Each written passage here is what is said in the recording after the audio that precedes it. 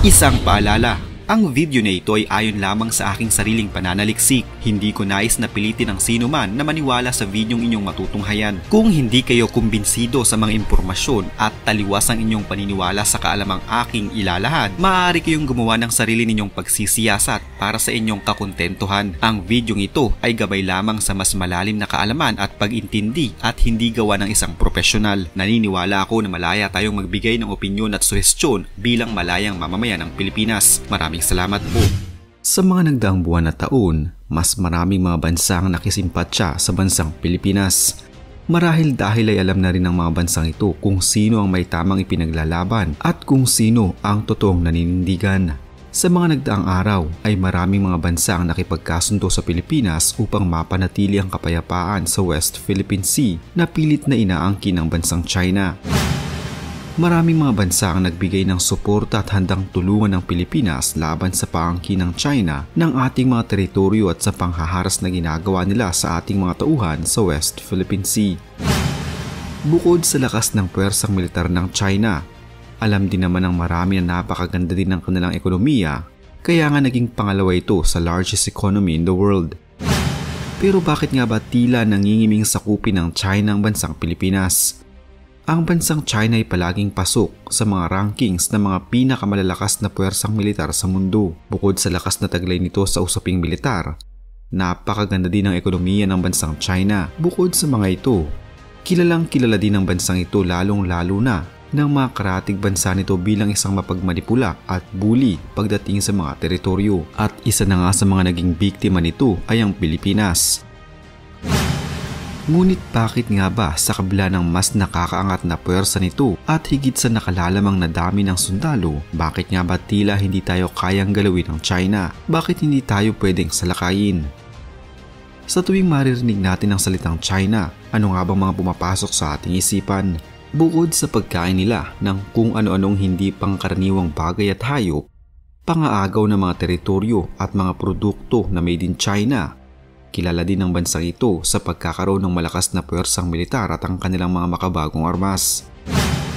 Kung marami sa mga Pilipino ang naiinis sa tuwing nasa balita ang China na nanghihimasok na naman ng mga teritoryong hindi sa kanila, hindi na lamang pala nag-iisa ang Pilipinas dahil kasama natin sa pagkayamot na ito sa China ang mga bansang Indonesia, Malaysia, Brunei, Vietnam at Taiwan. Yan lang naman ang bansang kasama natin na may malaking problema sa China. Ang mga ito ay mga nasa Southeast Asia pa lamang.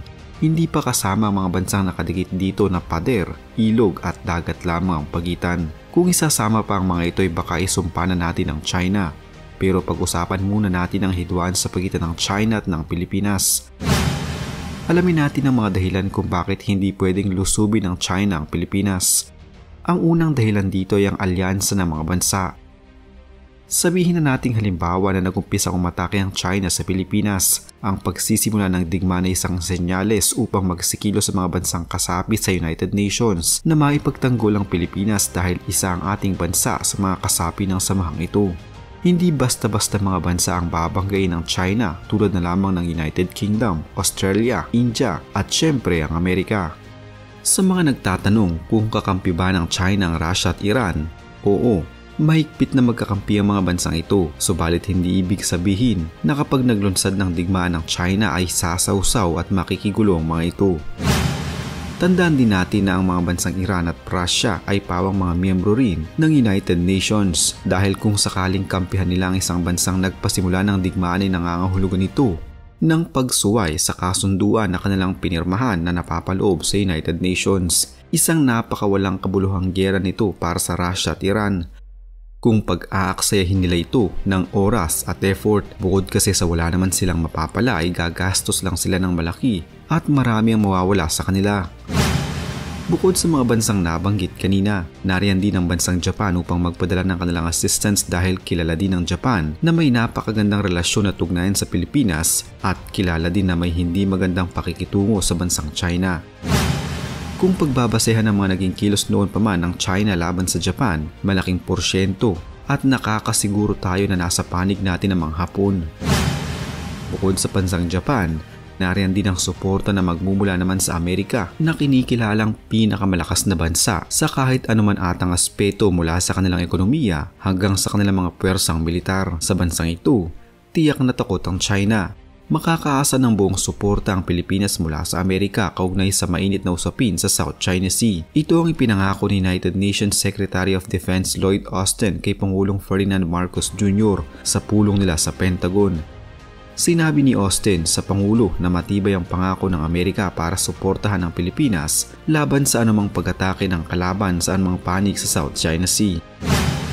Nangako ang US Secretary of Defense kay Pangulong Marcos Jr. na tutulong ang Amerika sa modernisasyon ng kakayahang pangdepensa ng Pilipinas at dadagdagan ng interoperability ng mga sundalong Pilipino at Amerikano. Binigyang diin pa din ni Lloyd sa Pangulo na higit pa sa pagkakaibigan ng relasyon at alyansa ng dalawang bansa dahil para naaniya silang pamilya na naghahangad ng malaya at bukas na Indo-Pacific para sa kaunlaran ng dalawang bansa at ng buong rehiyon. Ikinagalak ng Pangulo ang pangakong suporta ng Amerika sa Pilipinas at umaasa ito ng mas magandang bukas para sa dalawang bansa batay sa matatag na pundasyon ng pagkakaibigan at turingan na magkapamilya. Pangalawa sa mga tinitingnan kung bakit hindi tayo sinasakop ng China ay ang kahinaan ng kanilang bansa. Siguradong hindi magtatagal ang lakas ng China kung ganoon nga ang magiging kahihinatnan ng giyera. Lalong-lalo na, alam ng mga bansang ito na malaki ang kahinaan ng bansang China at ito ay ang kanilang mismong mga sundalo. Mismong mga sundalo nila ang kahinaan nila. Kung papanoorin ng mga nagkalat na video sa YouTube kung saan ipinaparada ng China ang kanilang mga makabago at malalakas na mga armas, iisipin nating napakalakas talaga ng kanilang puwersa. Kasabay sa kanilang paradang ito ay ang kanilang mga kasundaluhan na ang kanilang matikas na pagmarcha ay nakasabay pa sa saliw ng musika.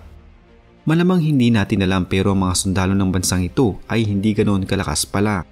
Mas pinagtuunan ng pansin ng gobyerno ng China ang kanilang mga armas at sandata at tila na pag-iwanan na ang mga tao o mga sundalong gagamit sa mga ito. Binaliwala nila ang pagpapalakas ng kanilang mga tao na sila talagang haharap sa mga kalaban sa oras na magkaroon na ng digmaan. European, American, Russian, Japanese at German. Ilan lamang yan sa mga bansang may malalakas na kasundaluhan na hindi nawawala sa mga usapin pagdating sa lakas at liksi ng kanilang mga sundalo. Pero may narinig ka ba tungkol sa mga sundalong Chinese? Wala. Yan ay dahil kulang na kulang sa karanasan at kasanayan ng mga sundalo ng China. Kung meron man silang mga karanasan ay bagsak naman ang kanilang ipinakitang performance sa mga labanan. Isang halimbawa na lamang ay ang naganap noon na Battle of Yultong na kung saan pinabagsak ng 1,000 lamang ng mga sundalong Pinoy ang may nasa 4,000 mga sundalo ng China. Ganyan kalayo ang agwat at lakas ng sundalong mga Pilipino sa mga sundalo ng China. Paano kung isasama pa natin ang mga highly trained Special Operations Group tulad ng US Navy SEALs at mga Aerial Special Service? Siguradong susukong umiiyak ang bansang China. Kaya upang takpan ang kakulangan nila sa mga disiplinado at malalakas na sundalo, mas pinagtuunang pansin na lamang nila na palakasin ang kanilang mga armas at sandata upang gawing panakot sa mga bansang mas maliliit sa kanila at mas mahirap tulad ng Pilipinas. Pangatlo at ang huling dahilan na tinitingnan kung bakit hindi nilulusob ng China ang Pilipinas ay dahil sa hindi naman na kailangan talaga. Nakita na natin sa mga unang dahilan na mawawalang saysay kung atakihin nila ang Pilipinas dahil sa alyansang meron ng Pilipinas sa ibang mga bansa. Kung isa ka ba namang isang bansang natalo sa korte pagdating sa pag-aagawa ng teritoryo at ikaw pang may lakas ng loob na magsimula ng giyera ay siguradong magiging kalaban ka ng ibang mga bansa sa buong mundo. Bukod sa gagasto sila ng malaki sa digmaan at kailangan ng matinding effort ay sigurado din naman ang kanilang pagkatalo. At dahil may pagkatuso ang China, bakit pa nga ba nila kailangang makipagdigmaan kung nakukuha naman nila ang kanilang mga gusto nang walang digmaang nagaganap? Nakapagpapatuyo sila ng mga facilities sa mismong teritoryo natin, nakakagawa ng mga artificial island at may mga base militar pa. Akalain mong naitayo nila ito noon nang walang tumututol at patuloy pa rin nila itong nagagawa hanggang sa kasalukuyan. Pero bakit nga ba hindi nakikialam ang ibang mga bansa? Ito'y dahil wala din namang ginawang hakbang noon ang sarili nating bansa. Iniisip nila na ayos lamang ito para sa ating gobyerno kaya wala nang naging aksyon ang ibang mga bansa. At dahil hindi tayo kumikibo, tuloy-tuloy ang ginawang pagpapatayo ng kung ano-anong mga estruktura ng bansang China sa bahagi ng teritoryong nasasakupan natin. Ang maaari na lamang siguro natin gawin ngayon ay mag-ipon ng mga ebidensya laban sa mga Chinese sa ginagawa nila sa ating teritoryo at sa ating mga mangingisda. Sa ngayon ay patuloy pa rin ang panghihimasok ng bansang China sa ating mga teritoryo sa West Philippine Sea, pero laging tatandaan na hindi na lamang mga bansang malalakas ang ating kakampi kung lusubin man tayo ng China. Taimtim na pagdarasal sa Diyos ang higit na mas matibay nating sandata at tiyak na siya ang pinakamalakas nating kakampi.